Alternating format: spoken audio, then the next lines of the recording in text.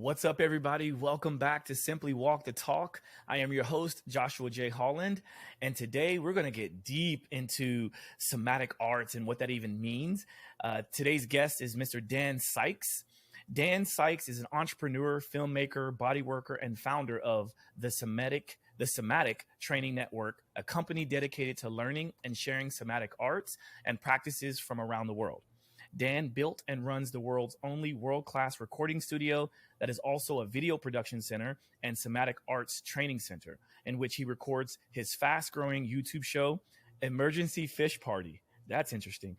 Dan has also just released his first book, Somatic Fanatic. Adventurous, authentic, and dynamic, Dan is a self-improvement fanatic, and he's passionate about helping people maximize their lives. Mr. Dan Sykes, welcome to the show.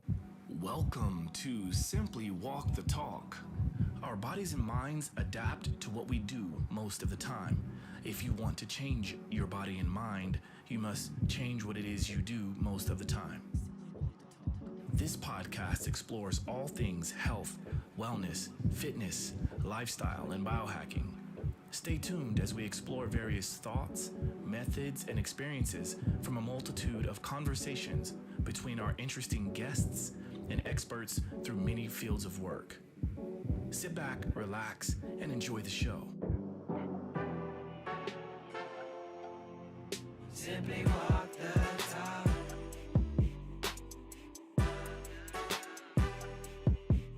Simply walk the talk.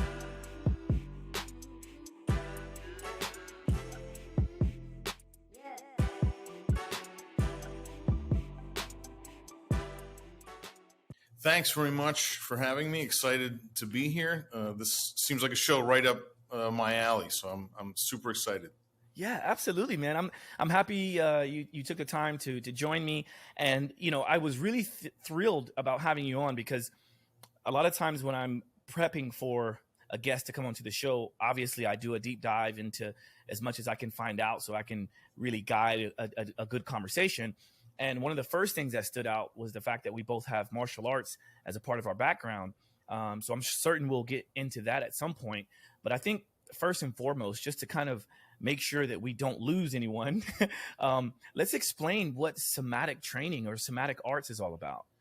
Yeah, in naming the company, this was a big consideration of whether to use that word, because so few people don't know what somatic means. And in short, what it means is nervous system training, really at the heart of it. The reason most people don't know it is because this word is only used by a very few disciplines. It comes from the word soma. I believe that's Greek, not Latin, which means of the body. But what we use it to mean your experience of your body, and really feeling, kinesthetic, like physical feeling. And what my book is about, Somatic Fanatic, is my journey through a lot of different disciplines that all seem to have something in common, and everyone sort of sensed that there was something in common. And yet, as I went around from master to master to master, asking them, can you boil down your discipline into one sentence? And the answer was always no, there's no way to do that. And then I would ask them, well, what is the thing that links? It seems like yoga and this other one, they seem to have something in common. What is it? And no one could really answer that for me. And after many, many years of training, it suddenly dawned on me one morning that they're all training the nervous system. All these disciplines that I've come to represent at Somatic Training Network, that the reason most of them don't see themselves that way, and the general public doesn't think of yoga as training your nervous system, and qigong and tai chi and all these ancient arts, and there's many modern ones as well, is because most of these ancient arts which train the nervous system were developed thousands of years before we use this word nervous system.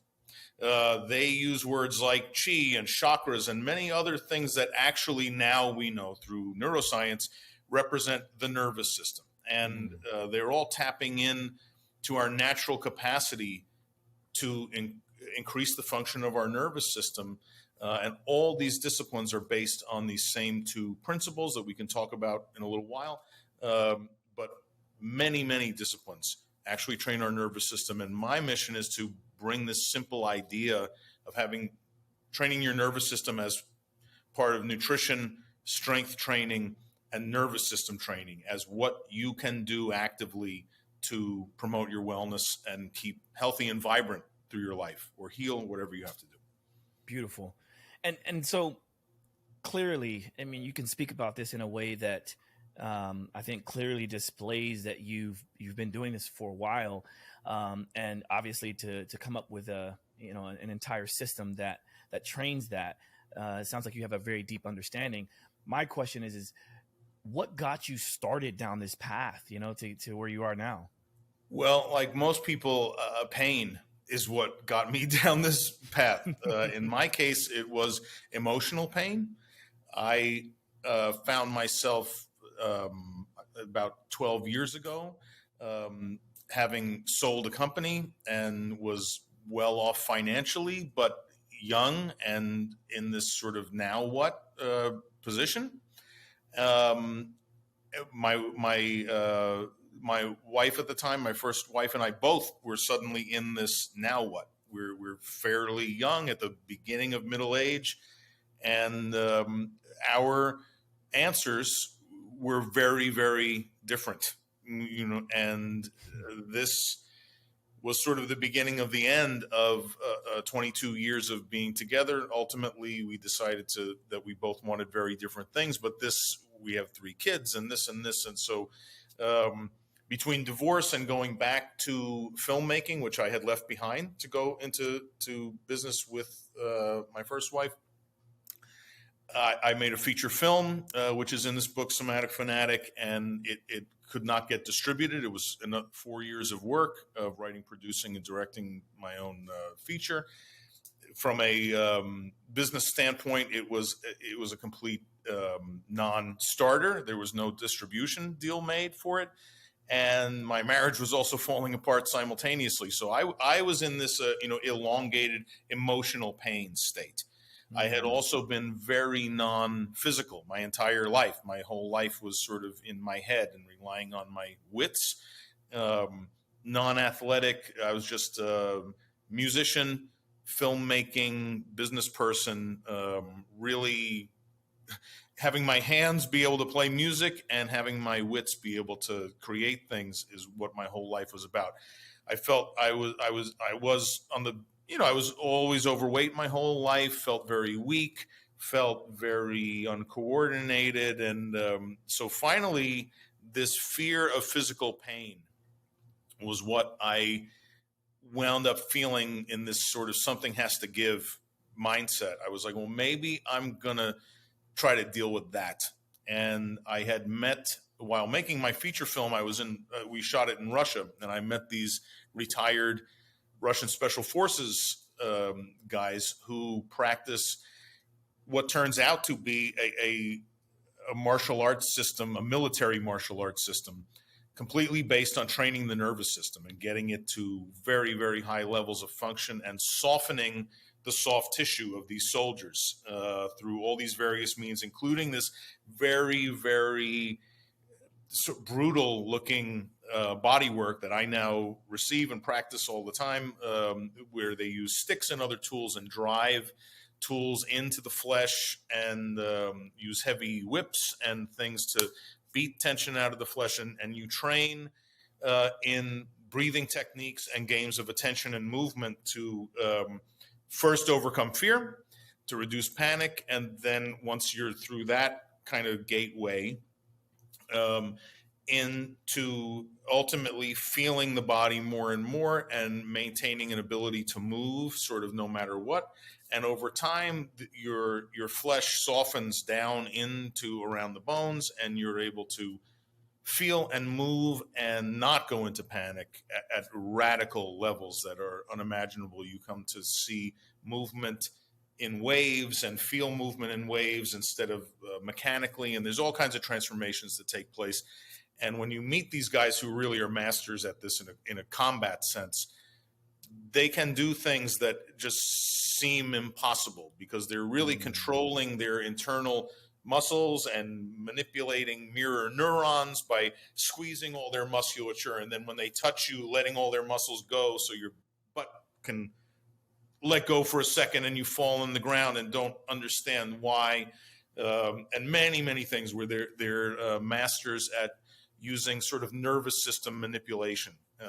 And this is what got me through, was meeting those guys and deciding I wanted to finally confront my fear of physical pain. And I went into that from that, and that started leading me down this road to many disciplines and poking my head into and trying to get an understanding of, is this pain necessary? That's what led me to the next one. And then like in this world, every answer brings more questions. And I found myself over about 8 years going to several disciplines to try to get a handle on what is it that's happening here, and trying to understand what was this seemingly magical thing these Russians were doing that didn't feel magical. It felt natural, like when you hit a wave wrong at the beach and this nothing wave just knocks you like a truck backed into you. This is what was happening when these guys are barely touching me, and just wanting to know why. What is this going on led me actually to a lot of other disciplines. And then I finally realized, wow, they're training the nervous system at a very high level. And so are many other disciplines with different intents and different cultural, contributions and points of view. But really all of them are using two things. You can train your nervous system right now. There's only two things you have to do right now to train your nervous system. You must move in very slow motion. And when I say slow motion, just do an experiment while you're listening. Just raise one of your hands, either one, and very slowly if you raise your right hand, bring it to your left. Bring it across your face and back in slow motion. Or if you're the left hand, bring it to the right, toward your palm, and back again. And what you think is slow motion. Now, what I mean by slow motion is 25% of that speed. Half, and then half again. Very slow motion.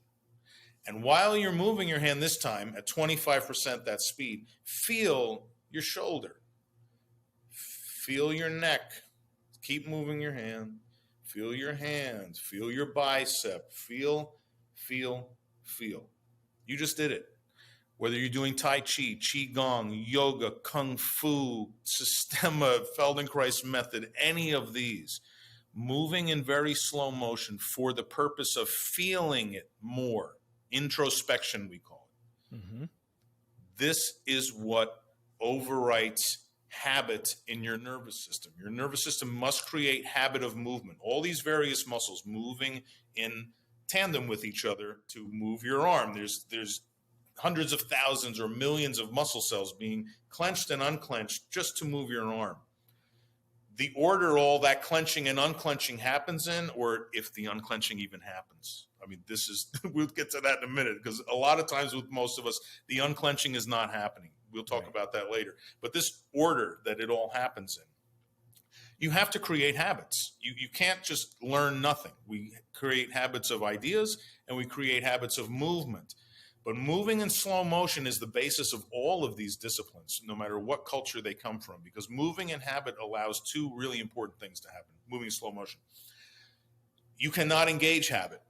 If I raise my hand in half a second, all those muscles, I'm going to raise my hand to all the way up the way I've done it for 20 years.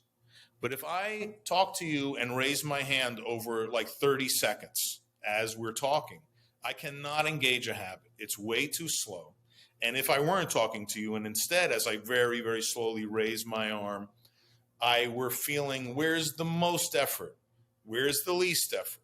What part of me feels delicious as I raise my hand? What part of me feels like it's working a lot?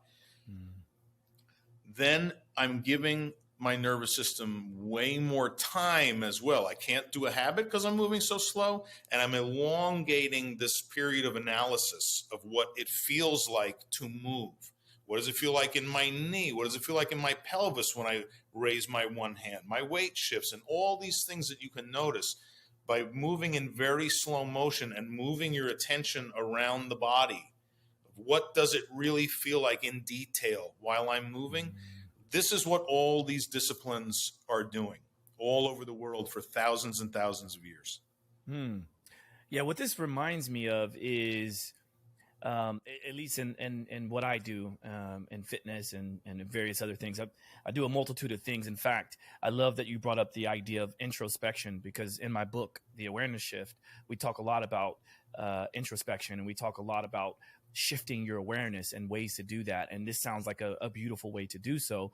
And in terms of fitness training, one of the things that comes to mind is super slow method. And I remember when I implored the super slow method for myself and for a few clients, we noticed almost immediately the difference, right? Because you can sort of, like when you mentioned, you can train habit, right? So you can do things the way you've always done it. And I have this mantra that I say, our bodies and minds adapt to what we do most of the time.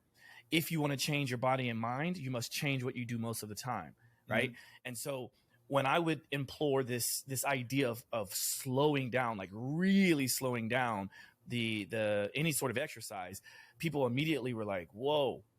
Like, I mean, you could almost cut the weight in half, or the resistance in half. And this is also why I like to do isometrics, right? And of course, what you're doing is a lot different, because the idea is you're trying to challenge the nervous system in a way to elicit a certain response. I love it. I think it's incredible, and I definitely want to hear more. Well, this slowing down is really very important. In the West, we have had an obsession with clenching muscles and building six packs and building bulk, and we're surrounded by bodybuilding culture. Not all of us are doing it, but we're seeing it, and clench is the message in the West.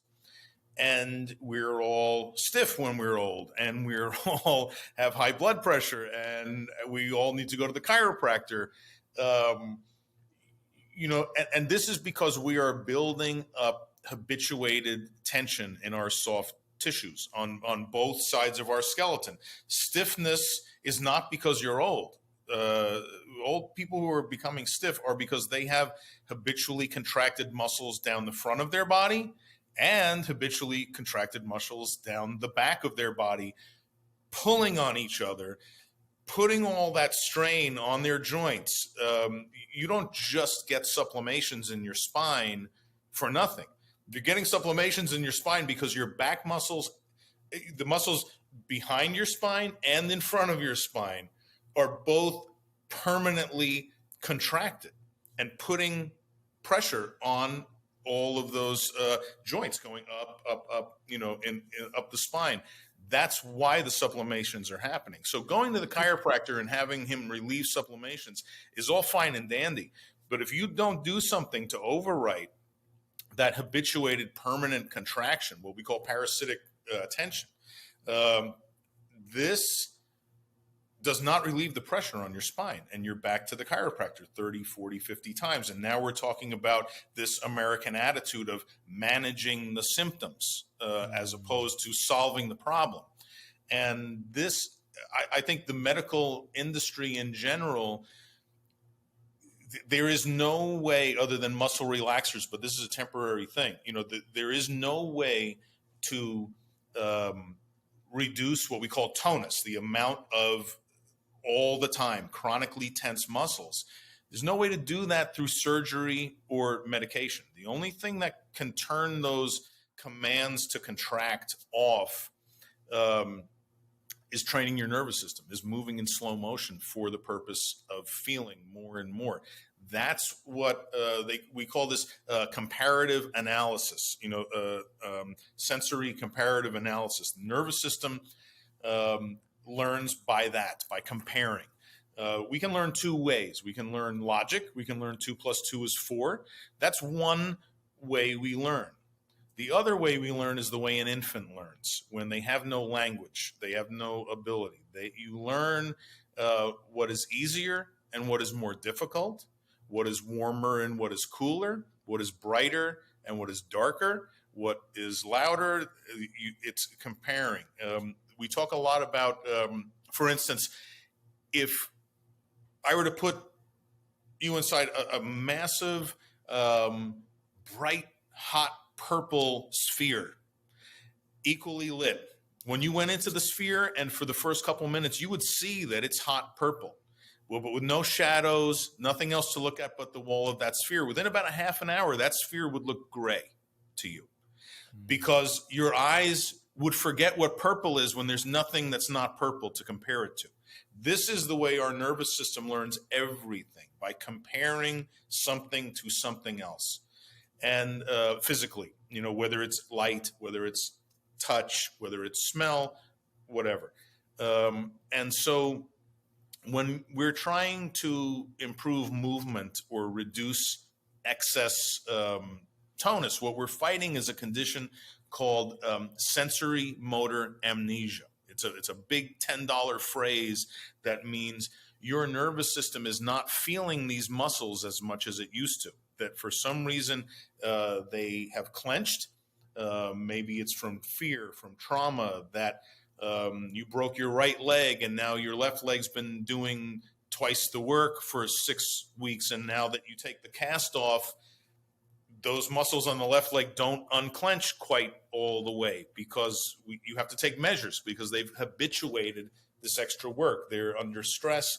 Whatever the reason is, when a muscle clenches, it moves less. It's shortened, it's tough, it's not moving as much as it does when it's long. And over time, the nervous system can still sense that muscle, but it moves down. There's a hierarchy of attention in the nervous system. And there's really only, I think it's only about 16 what they call slots of attention. It's taking in thousands of pieces of data of what it's sensing all the time. But there's only about 16 of those slots where it will analyze and make a decision and change the way it's organizing movement. And everything else is below that, where it's noticing it, but not to the point where it's going to do anything about it. And that's why we get tension chronically in our musculature. There's a great experiment that I recommend people try just once. You set a timer for 3 minutes and you squeeze your fist and you keep reminding yourself every 5 seconds, no, harder, harder. No, keep going harder, harder. You watch it go down and you keep redoubling your effort. And at 3 minutes, you try to snap your fingers open in an instant. There's no way to do that. You'll barely open your hand. And if you do it for 10 minutes, you'd have to literally pry your fingers open. Yeah. This is what's happening all through your body. As you keep something clenched too long, this is how bodybuilders build muscle. They're lifting, they're not relaxing, and then they're having to rip more muscle to lift the same amount of weight. And the muscles are getting larger because some of that muscle in the middle is not participating in the effort anymore. You know, muscle cells, I'm not going on and on, but this is interesting. Muscle cells are kind of like springs in a way. They have two positions, long and short. And each individual muscle cell, when it's long, is not costing any energy. It's almost like an electric spring. Like you must provide electricity and it will shorten. So it's almost like pressing a spring. You have to expend energy to shorten that spring. But unlike a spring, muscle cells cannot be partially squeezed. They have two positions, long and short. So the difference between picking up a piece of paper or picking up a 40-pound bag of rice is not how much you're squeezing all your muscle cells. It's how many muscle cells are being fully squeezed together in the difference between picking up something light and picking up something heavy. So the higher percentage of your muscle cells that are hard and squeezed and shortened all the time, the less percentage of long muscle cells you have left to perform the work. Wow. And what illustrated this to me was the very first Systema, this Russian martial art, the very first lesson I did. Again, I was feeling very weak and overweight and had been my whole life. And I said to the instructor, when we train, can we please focus on stomach strength? I'm very weak in my stomach. I can't even do a single sit-up. And he said, that's not possible that you can't do a single sit-up. It's not really that much work. And I said, no, it's really true. And he said, okay, please show me. And I was struggling. I couldn't get up, and I'm huffing and puffing and sweating and all this stuff. And he said, okay, I see. Can you stand up? And he felt my stomach, and he said, can we just try an experiment? We have a special kind of strike. It's called a therapeutic strike, and it invites muscle to relax. When I'm going to hit you a certain way, it'll invite the stomach to relax. So we did it, and he hit me, and it felt like my whole stomach dropped out of my body. And he said, try it again. And I whipped out 15 sit-ups with no problem. Boom, boom, boom, boom, boom, boom, boom. And he told me the story I just told you about the partially contracted muscles. And he said, lots of people who are overweight spend their whole life sucking their gut in. He said, your stomach is like a board under those layers of fat of being overweight. You've got this rocking six-pack. You have no muscle left to do a sit-up. I hit your stomach relaxes, and you see it's no big deal at all to do a sit-up. And this blew my mind and started me down this counterintuitive road of, for most people who are middle-aged, if you want to get stronger, you need to relax. You're already much stronger than you think you are. You're just only using a partial percentage of the muscle you have available to perform the work. This is eye-opening for me. And, I've been at this for a long time. And in fact, when you were mentioning in the beginning, the Russian style, I knew immediately it's Systema, because the one of the guys, he's passed away now, but his name is Michael Moschel. He introduced me to this idea of, it was sort of like a Rolfing technique meets Systema, and he was doing some of this stuff with me. So I had a lot of experience with him doing all of that. And but I love the story. Well, two stories. I love the sit-up story, because that's a really good thing to draw a picture for everyone that's watching or listening. But the other one is just squeezing your hand. Like, that's a really, really good way for people to understand, like, oh, I get what he means. It's like, if you've done, I don't know, like, sometimes I ask people to do a hang, like a dead hang from a bar, just to kind of try to get some kind of decompression in the spine and whatever. And like, can you hold yourself up long enough, like for a minute or more? And usually what gives out first is the hands, right? The hands and the forearms. And every single time someone comes off of it, they go, I couldn't hold on. Like, and it takes a long time for them to open their hand. And that's just 1 minute. Yeah. Right. So I can really relate to what you mentioned. And I love that analogy. In fact, I think this is a really good segue, because we're about the time for a Pomodoro break. Could you offer something? I know you've explained the slow movement, and you've explained the fist clench, but is there something that you could offer to get people out of a sedentary state or this moment of monotony? What would you offer? I would offer to do a little game we play where you can to do something in very slow motion, either a push-up or a sit-up or a squat. And as you do this, you breathe in through the nose and out through the mouth, and you move. Like, say you were to do a 40-second squat from standing to sitting. Feel free to move your hips back, move them sideways, lean over, just keep, without stopping, just very, very, very slowly go down, down, down, and feel, where am I doing too much work? How can I move my hips around to take that part that's getting tired out and give it a break, and have some other muscle do it as I'm still going down, down, down. You don't have to go all the way, and then you go up, up, up about 40 seconds. And when you feel the burn, try to move and have something else. Instead of just feeling the burn, feel other things too. Feel what's still on your body feels delicious. As it starts to burn, what about the side of your neck? That still feels nice. What about in between your toes?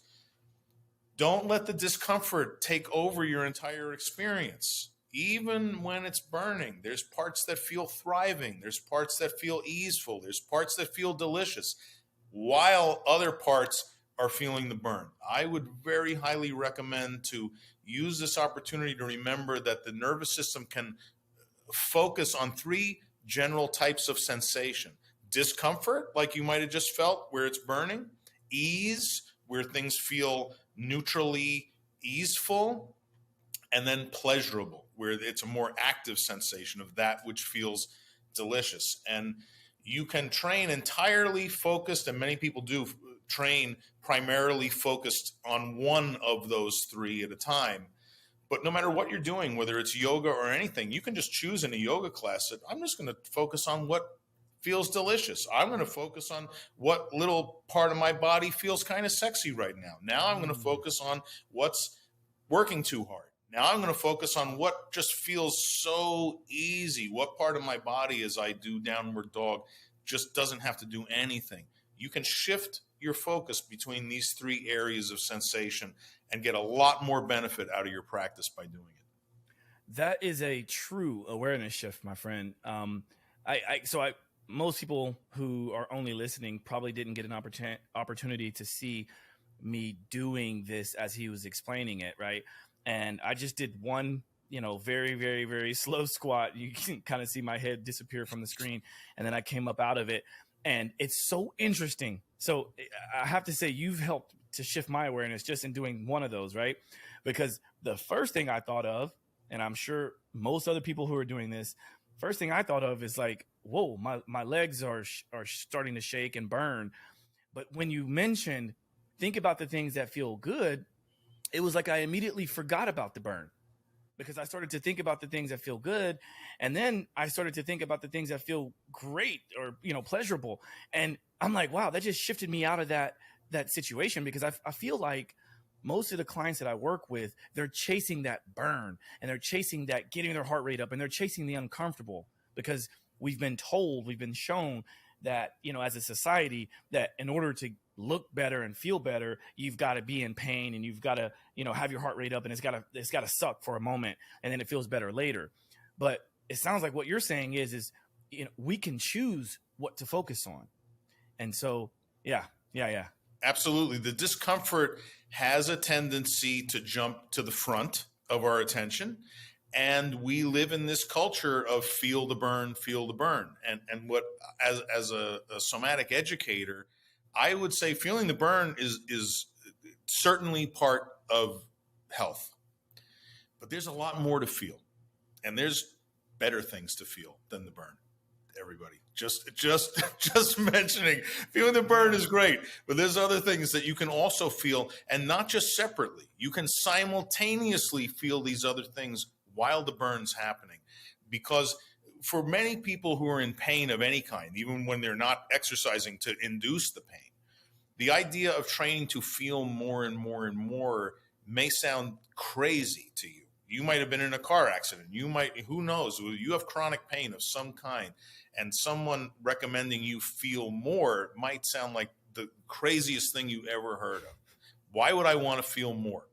Most addictions in the world are people trying to either numb themselves from pain or distract themselves from pain. Whether it's emotional pain or physical, doesn't really matter. Your nervous system doesn't care which kind of pain it is. It reacts exactly the same. This is well proven by science. Nearly the same, pretty much the same.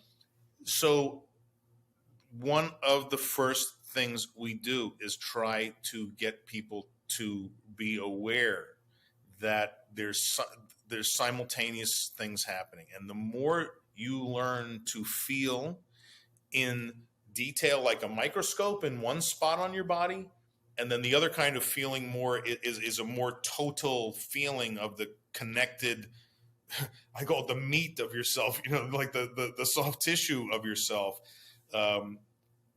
Those two types of focus, what they wind up doing, when you learn to feel profoundly more, not a little bit more, but a lot more, your pain becomes less a total part of your experience.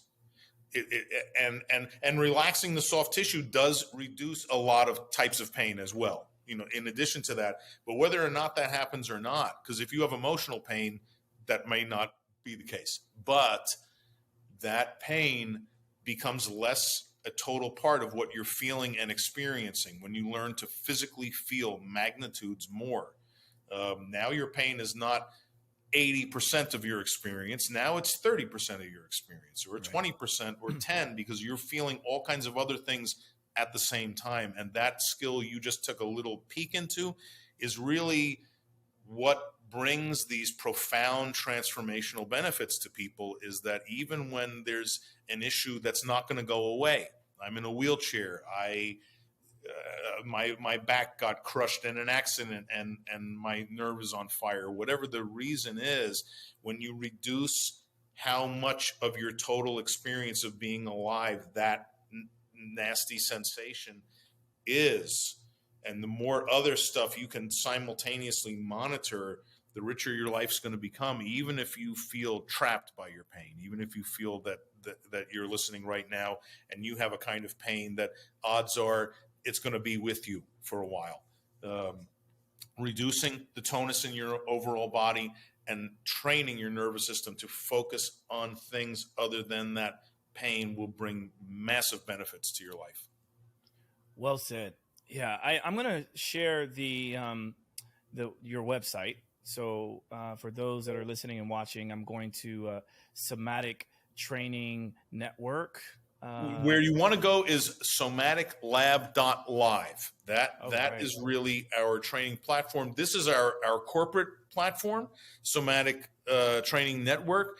This tells a story of the corporation, but you can go to painworkswithanx.com, wellworkswithanx.com, or somaticlab.live. And this is where we've created this world that all somatic disciplines are welcome under one roof. And we've really become kind of like a matchmaking company to help you find the kind of training that's appropriate for what's going on in your life and the kind of challenges you're facing. And we have a lot of instructors, a lot of disciplines, breathing disciplines, movement disciplines, and all kinds of trauma recovery disciplines. And from the point of view of training your nervous system toward wellness, and we let every discipline under the sun present. Our site's organized by knee pain, neck pain, hip pain, whatever your situation is. You'll see there's a lot of organization, and then we invite all the disciplines and instructors to, what would your approach to somebody's knee pain be? Systema instructor. What would your approach be? Yoga instructor. What would your approach be? Qigong instructor. And everyone is welcome. So it's a great place to find disciplines that mean something to you and you enjoy doing. And it's a great place to poke around and see what different people are doing for the stuff that are your challenges and your interests. Yeah, as I'm navigating while you're speaking, I'm looking at I'm on the PainWorks portion of the site and BreathWorks, and I see there's a lot of information that people can sift through. I think this is wonderful. You have it broken down from beginner to intermediate to advanced, and it looks like it's just kind of all here. And then I guess you guys have a live component as well, live classes, which is cool. And then you have a list of the instructors. I think it's really, really cool. If we haven't piqued people's interest enough so far, I don't know what's going to do that. But yeah, this is really cool. Oh, thanks very much. Yeah. I'm really lucky to be working really with top instructors in the world in all the disciplines. And they have had a kind of lonely time of it, other than yoga, which is everyday knowledge for most people. All the rest of these somatic disciplines are still in the realm of, from Main Street USA's perspective, kind of obscure, little known. They're all operating independently and trying to catch people's attention. And what I decided to do was try to make a company that creates conversations, that leads people toward this arena of training by talking to them about and creating sub-brands that speak to their challenges specifically. Like, we don't advertise somaticlab.live, that's where the training is, but we advertise with painworks.com, and we speak to people in pain and lead them there through messaging that means something to them. They're still all going to this place where the yoga people are going to offer their solutions and the Systema people are going to offer their solutions, because on our site, we only offer martial arts as wellness practices. We don't have martial arts training, but many martial arts have exercises and training that they do specifically for wellness by training the nervous system. And those types of exercises, we welcome all the martial arts to contribute as well, but within an arena of wellness only. No fighting and that, but this has been my vision, is having a one-stop shop where all the disciplines are a community of disciplines, all presenting their solutions their way, but where we keep the culture of origin to second. And the first way we approach people is talking to them about them and making them understand that training their nervous system really offers completely natural, drug-free, surgery-free, bad side effect-free way to overcome hundreds and hundreds of physical and emotional problems, all through training to use your own natural capacity built into you. You're learning to play you as a musical instrument greater and greater and greater by improving. The nervous system is kind of like your operating system, like on a computer. So it is in some ways a kind of like nutrition is also in its way a one-stop shop toward health. Training your nervous system improves so many factors of your life because you're improving your ability to take in sensory information and organize movement.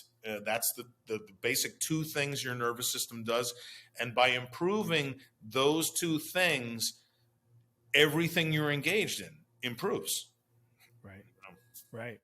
Wow. Yeah, it's really cool. And I love to hear when people explain their vision, and when we get a chance as the people kind of on the outside, we get a chance to see this come to fruition.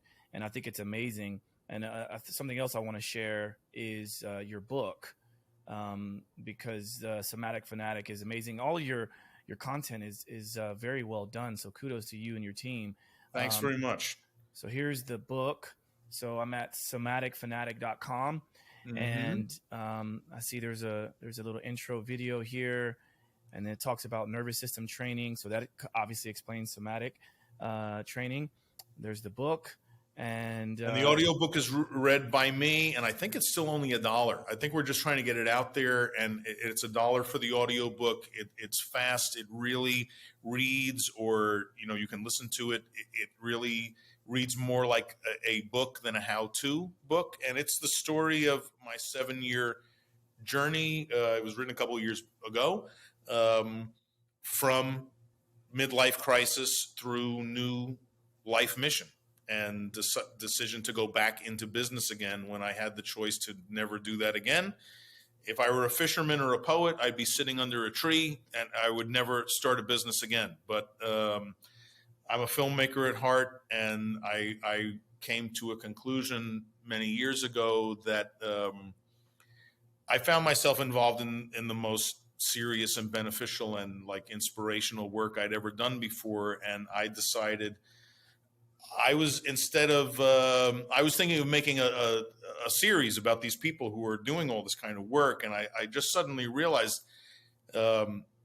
I'm professionalizing myself in all these disciplines, I think, as this like producer who wants to understand so I can make a series about it. And through a lot of adventures in this book, it shows the transformation in my thinking, led by the suggestions of many masters around the world that who said to me, Dan, you're not just a journalist. I don't think you realize that your sensitivity and physical sensitivity is extraordinary, and you should maybe take being involved in our world more seriously than just talking about what we're doing.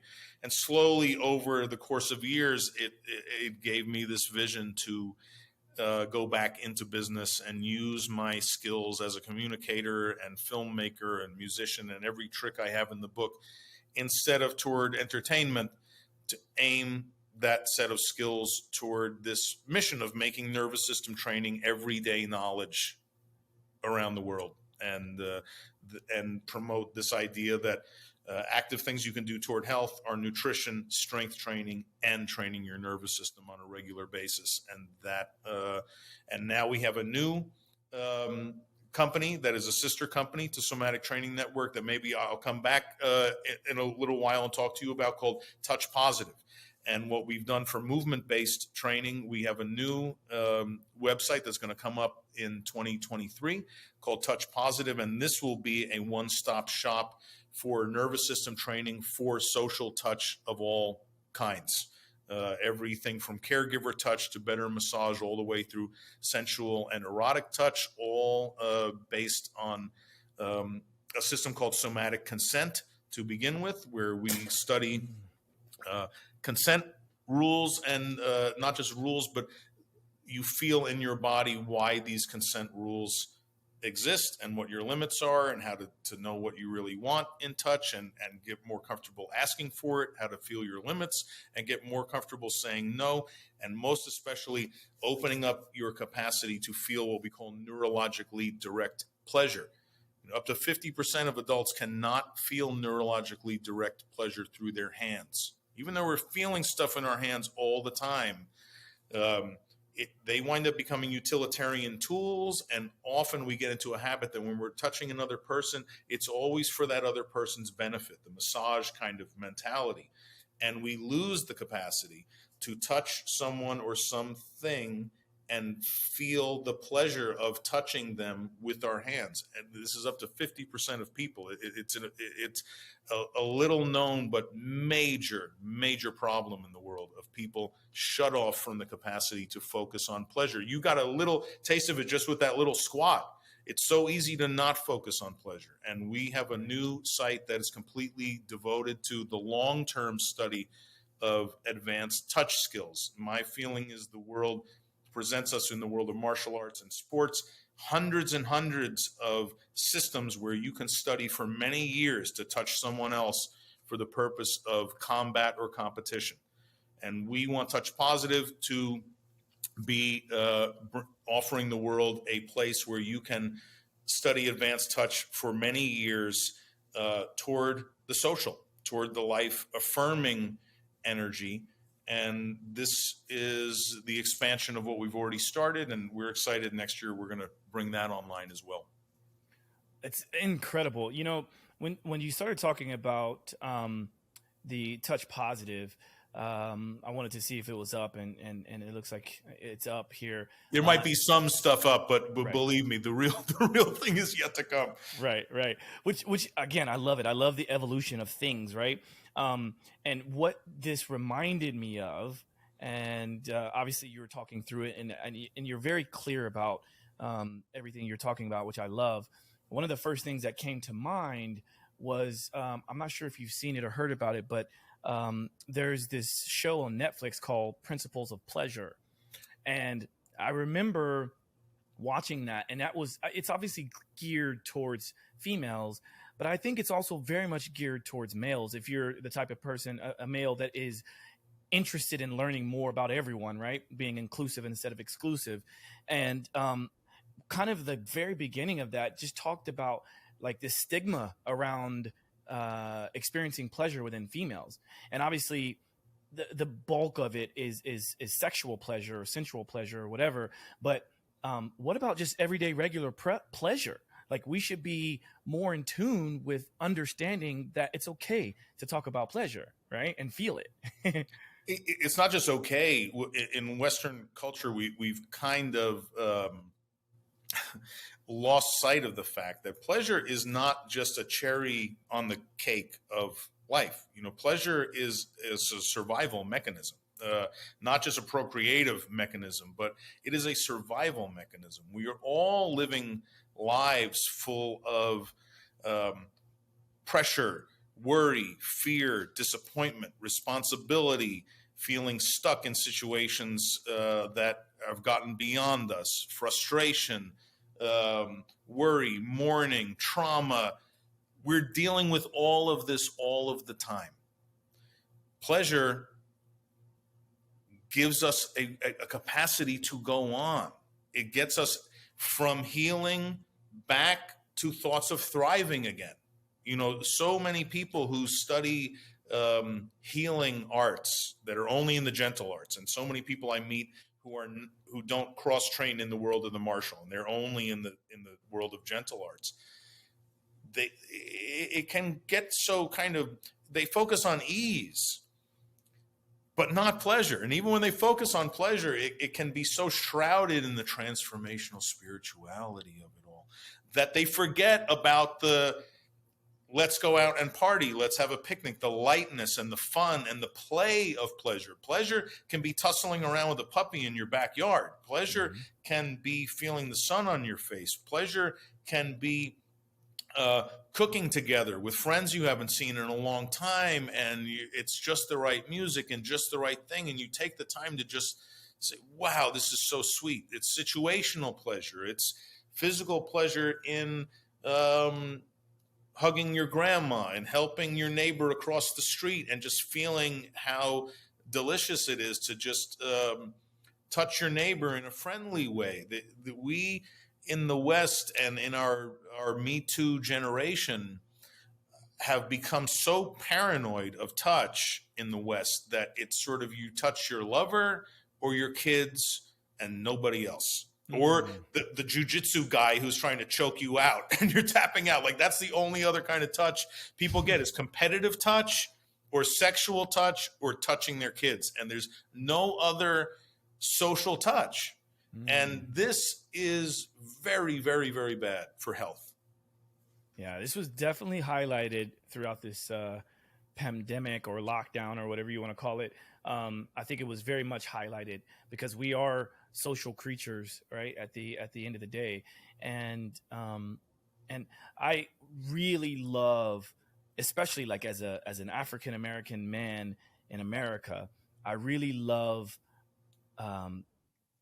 trying to feel through this experience of hugging other men when we say hi, when we say goodbye, saying I love you, right? Like, these are the things that are kind of like teased out as we're growing up. You know, we're kind of taught like, oh, don't cry, you know, toughen up, don't do this, don't do that. And it's a lot of like suppressing pleasure throughout most of our lives. And it's not just African American men, obviously, but like in my experience, I can speak about my experience. Yeah. I was never encouraged to hug my brother or hug my father or hug, you know, anyone really, you know, and it's kind of sad, but I'm glad that there's people like you and people like myself that are out there trying to promote more of this sense of connection. Oh, I appreciate it. And I appreciate what you're saying. You know, I'm developing a course right now. We're going to shoot in February called Lover's Touch. And it's about using what we call tensegrity of the myofascial meridians, using these lines of feeling up and down the body to indirectly touch people. And one of the early classes in the early modules that we've been laying out is this class on hugging. Just this most basic of, what would you say, really connective touch is a hug. And most people are clueless at how rich hugging can be toward all kind. You can communicate so many things. We're working on this thing right now where I'm talking about the language of touch and within hugging and giving demonstrations of how different hugs literally say things. And we're going to spell out, this hug says this sentence to you. This type of touch, it's saying these words to you, and you can feel it. And I feel in your system that you just heard what I'm saying.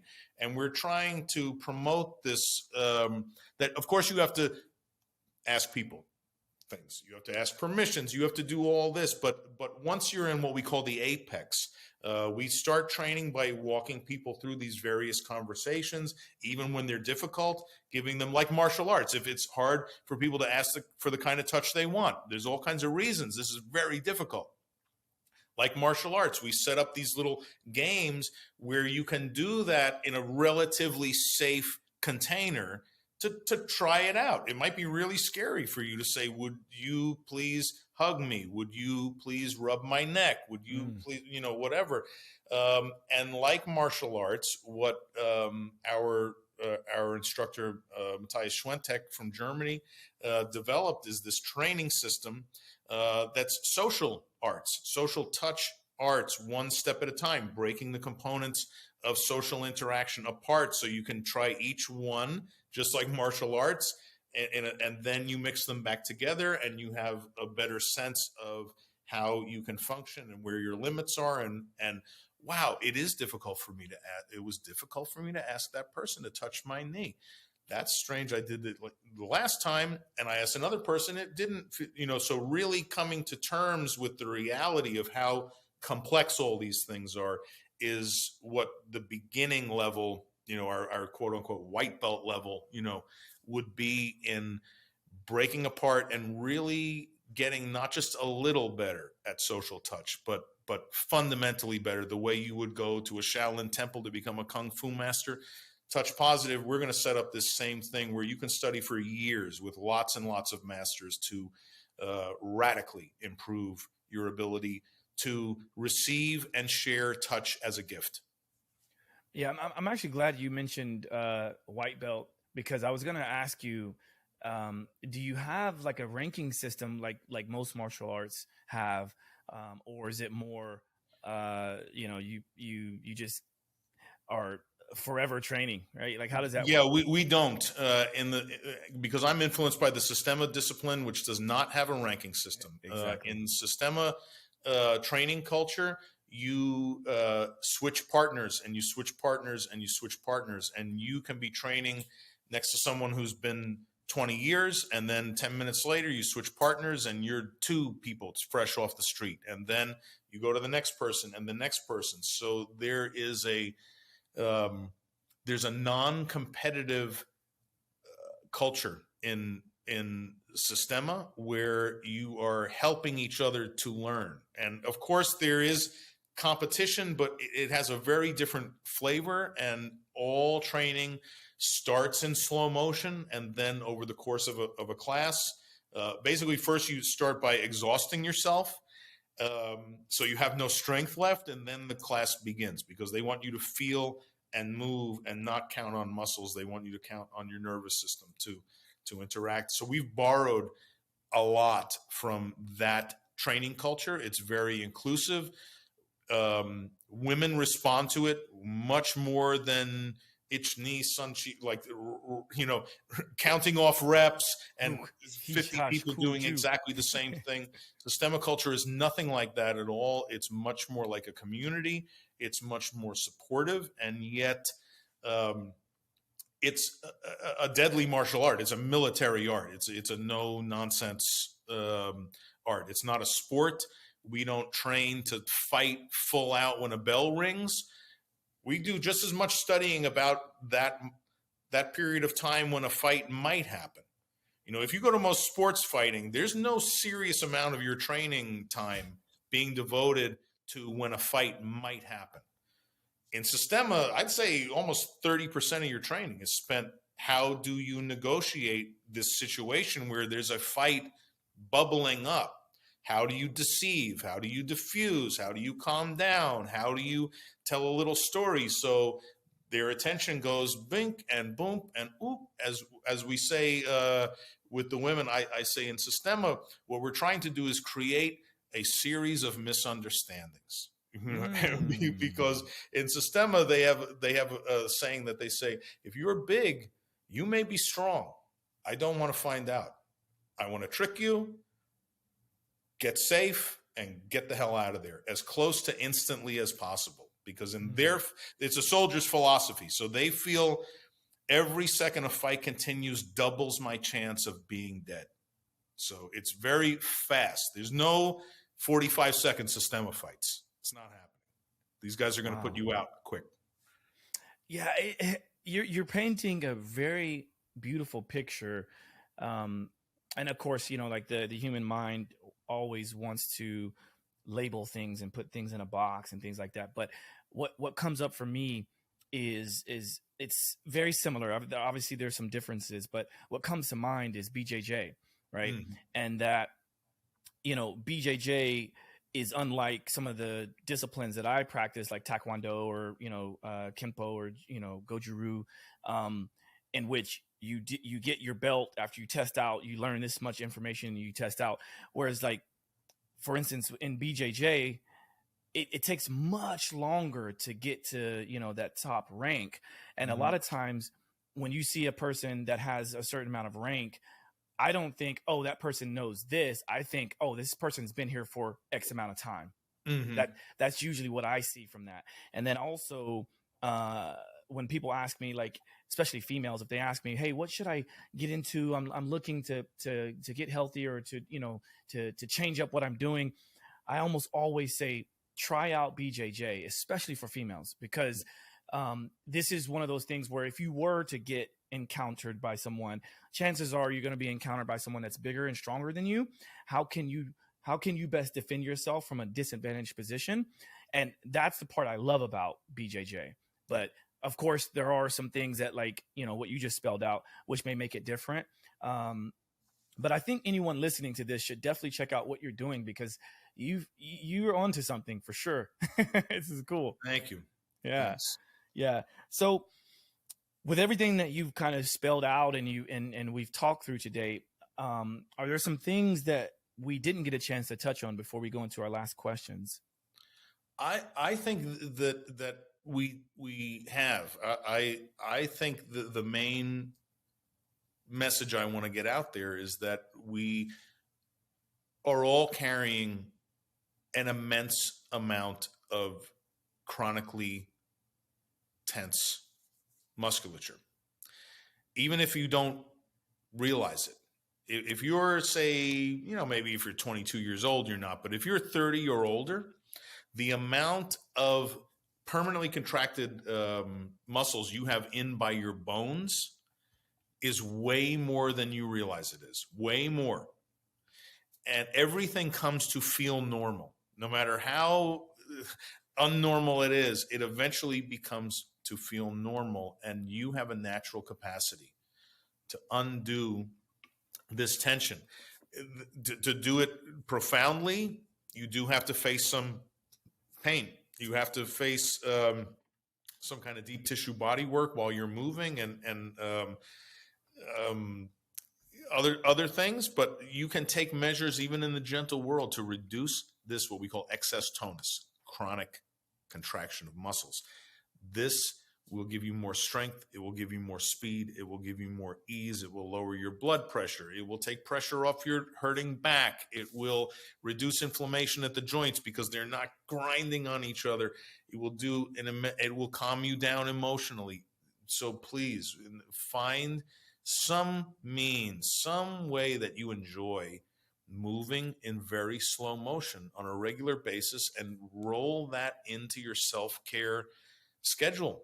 And no matter what discipline it is, yoga, this one, it doesn't have to be a discipline. You can just make it up. If you just move very slowly, if you want, like me, you're a maverick, you don't want some kind of system, just move extremely slowly in ways you never moved before. And tomorrow, just say, I'm going to do that. I'm going to move very slowly in some weird way I never moved before. I'm going to turn my head away. I'm going to tilt. I'm going to rotate my arm in some bizarre thing very, very slowly, just to feel. And I'm going to do it a couple times. I'm not going to count reps, because if I count reps, now I'm in the world of logic. I'm going to feel what it feels like to move in this bizarre way. And your nervous system is going to learn some stuff. And you do that 2-3 days in a row, you're going to already feel these benefits. And this is universal truth that does not require faith. You don't have to believe it.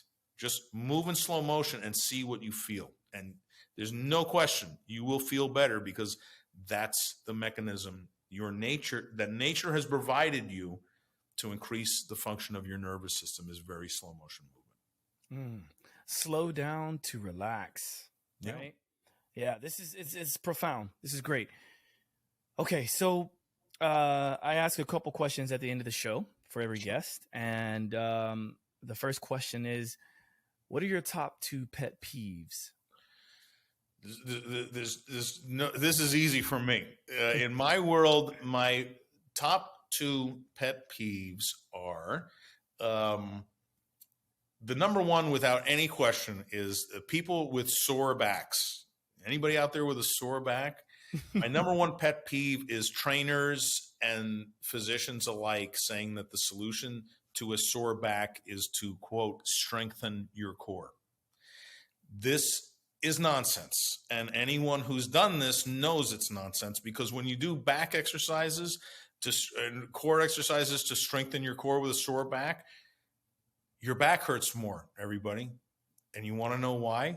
The same stomach story I told you. Your back hurts because you have chronically engaged muscles in your back. Lifting weights with your back and making them clench more will not make your back pain go away. Releasing those muscles will make your back pain go away. Get to a yoga course, get to a Tai Chi class, get to a Feldenkrais class, get to a Hannah Somatics class.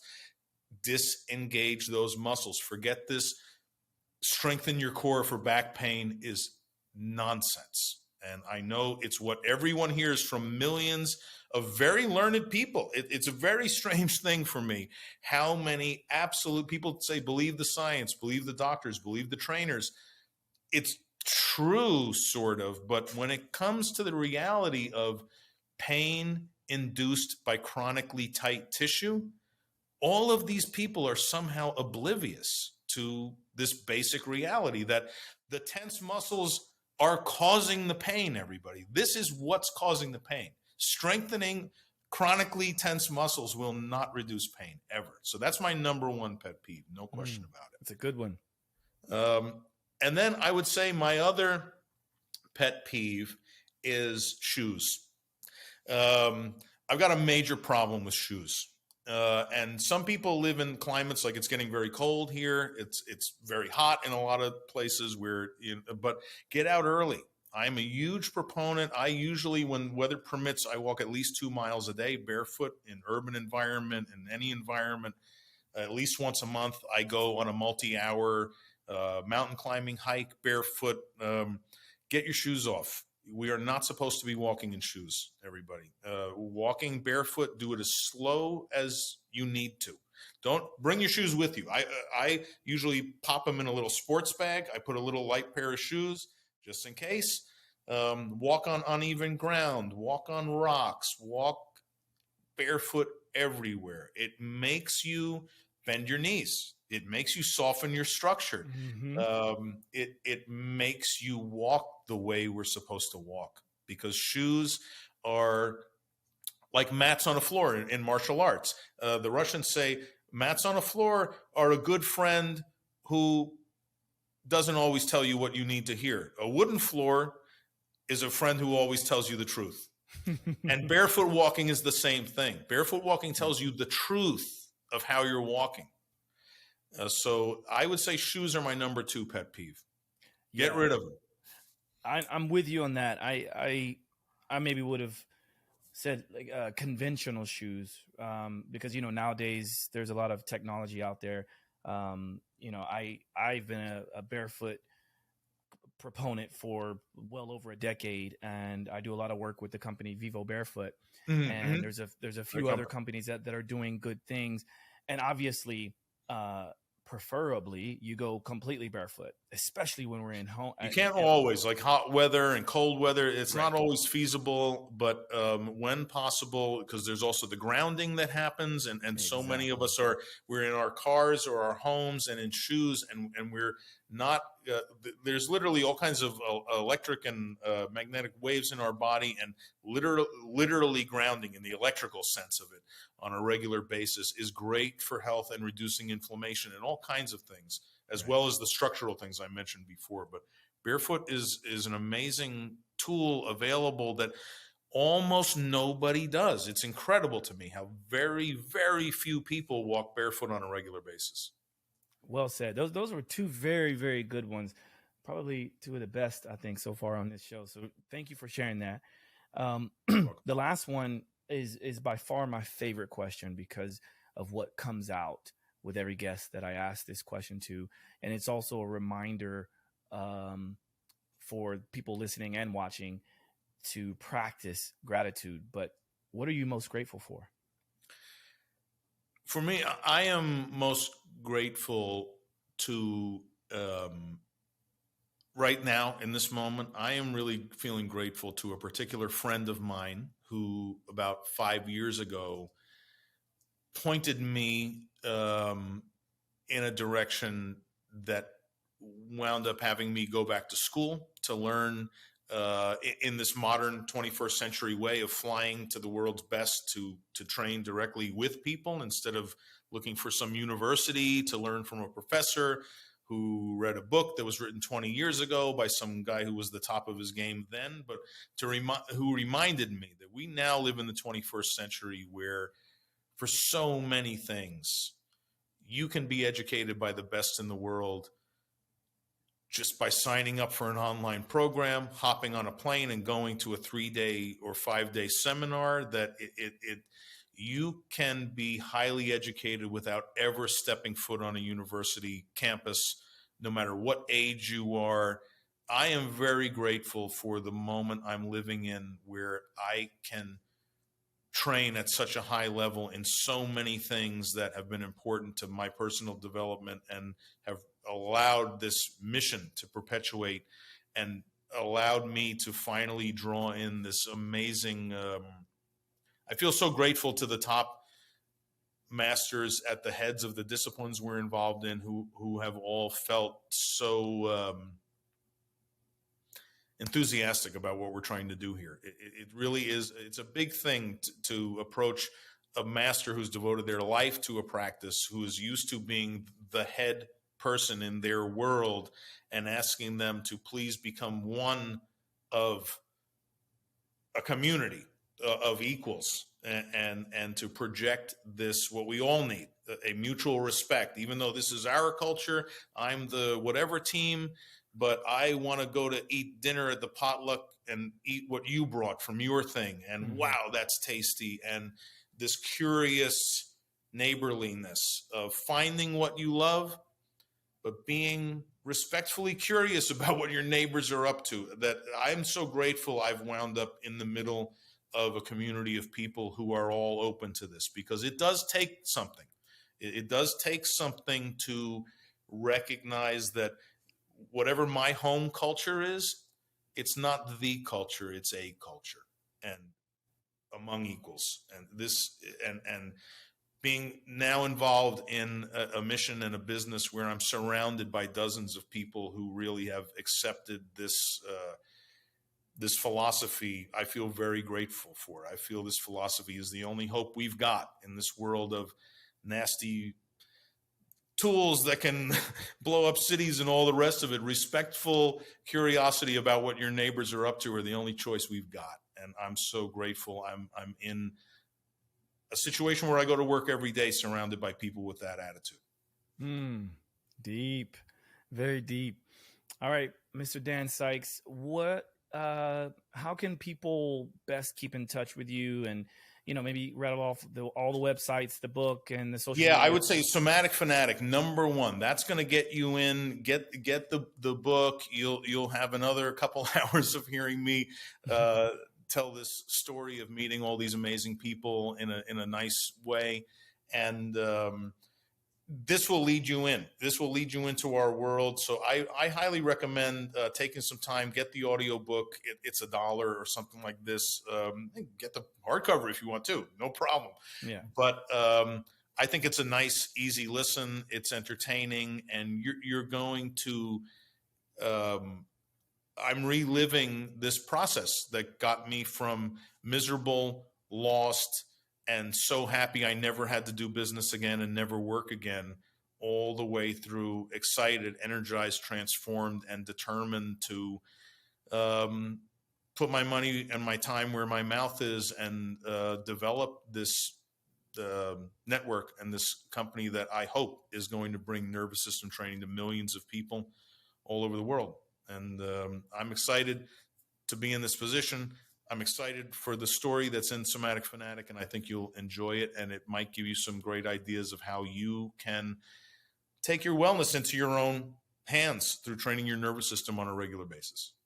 And I see here Somatic Fanatic on Instagram, Facebook, and I think if we're not Somatic Fanatic in the coming year will also be a YouTube series, just much like my emergency fish party was, where the worlds of nervous system training instructors in the martial world and in the social, sensual, and sexual touch world all come together. I know lots of people that each know ways of making people out of their comfort zone, and having the martial artists meet the sexologists is a very interesting world we have going on here. And we're going to tie all that together with music and performing arts and train performing artists and musicians in these disciplines and share that all with you in an entertaining way.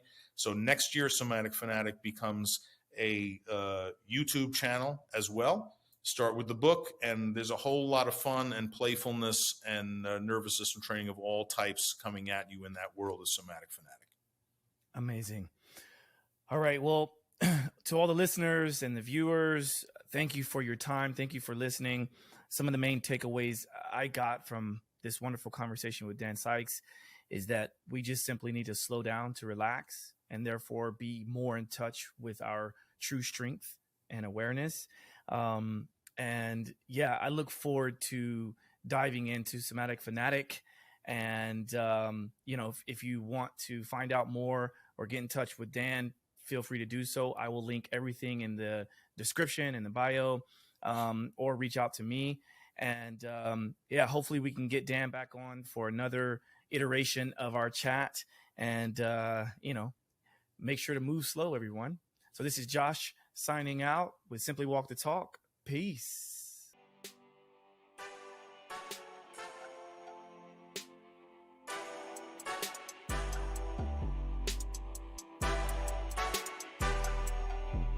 Simply walk the talk.